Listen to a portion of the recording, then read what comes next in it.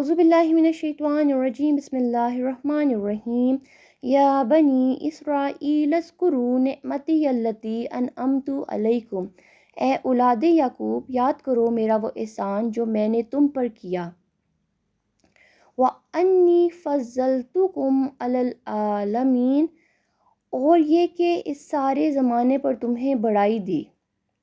اللہ تعالیٰ فرماتا ہے، اے بنی اسرائیل یاد کرو میری اس نعمت کو جس سے میں نے تمہیں نوازا۔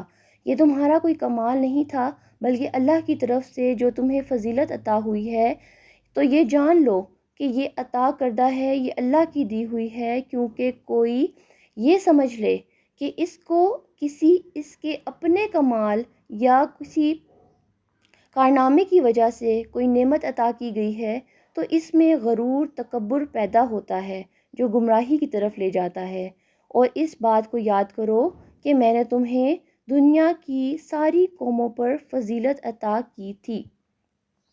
نعمتی التی انعمت، میری نعمت جو میں نے تمہیں دی۔ نعمت سے مراد ہدایت ہے، یعنی دین اسلام، سیدھا راستہ۔ فضیلت کیا تھی کہ تمام پیغمبر اللہ نے انہی کی قوم میں بھیجے اور یہ اہل کتاب کہلائے جاتے تھے۔ اللہ تعالیٰ کی تمام نعمتوں میں سب سے بڑی نعمت دین اسلام ہے۔ جب انہوں نے اس کی قدر نہیں کی تو اللہ تعالیٰ نے ان سے یہ مقام چھین لیا۔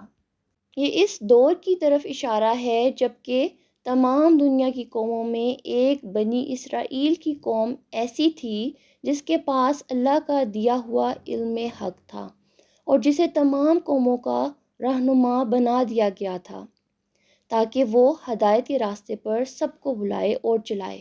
اس آیت میں خطاب حضور صلی اللہ علیہ وسلم کے زمانے کے یہودیوں سے ہے، اور عام طور پر ایسا ہوتا ہے کہ باپ دادا پر جو احسان و اکرام کیا جائے اس سے اس کی اولاد بھی فائدہ حاصل کرتی ہے، اس لیے ان کو بھی اس آیت میں مخاطب سمجھا جا سکتا ہے۔